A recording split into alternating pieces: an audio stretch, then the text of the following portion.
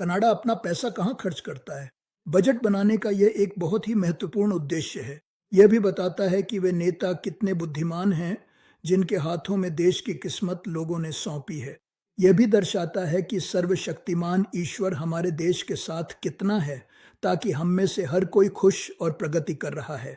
नमस्कार मेरे प्यारे मित्रों, आज अपनी बजट श्रृंखला में आइए उस विषय पर बात करें जो हर कनाडाई को जानना चाहिए।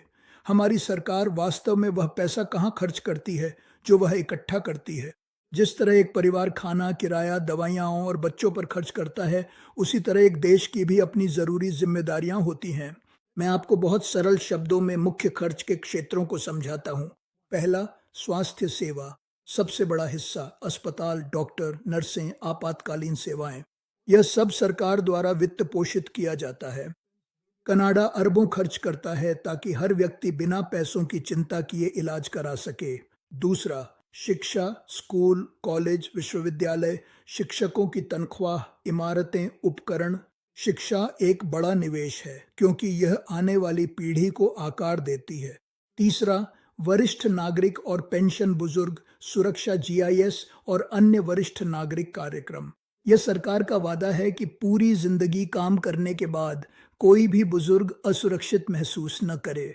चौथा, सामाजिक कार्यक्रम, बच्चों के लाभ, विकलांग सहायता, आवास समर्थन, बेरोजगारी बीमा।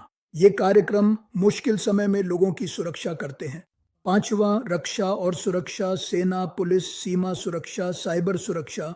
ये सब सुनिश्चित करता है कि हमारा देश सुरक्षित और स्थिर बना रहे।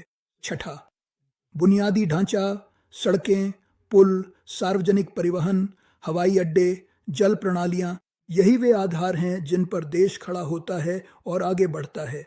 सातवां, प्रांतीय हस्तांतरण। संघीय सरकार प्रांतों को स्वास्थ्य सेवा, शिक्षा और स्थानीय विकास के लिए भी धन देती है। यह पूरे देश में समानता सुनिश्चित करता है। आठवां, कर्ज पर ब्याज। यह ऐसी बात है जिसे लोग अक्सर महसूस नहीं करते। कनाडा ने वर्षों में पैसे उधार लिए हैं और केवल ब्याज चुकाने में ही बजट का बड़ा हिस्सा चला जाता है।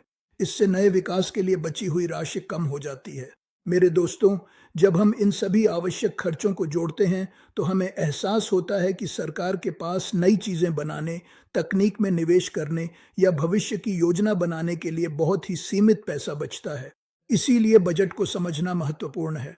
यह हमें बताता है कि देश प्रगति कर रहा है या केवल अपनी रोजमर्रा की जरूरतें ही पूरी कर पा रहा है। अगले वीडियो में हम एक महत्वपूर्ण विषय पर बात करेंगे। राजकोषीय घाटा क्या है, सरकारें पैसे क्यों उधार लेती हैं और यह आप और अगली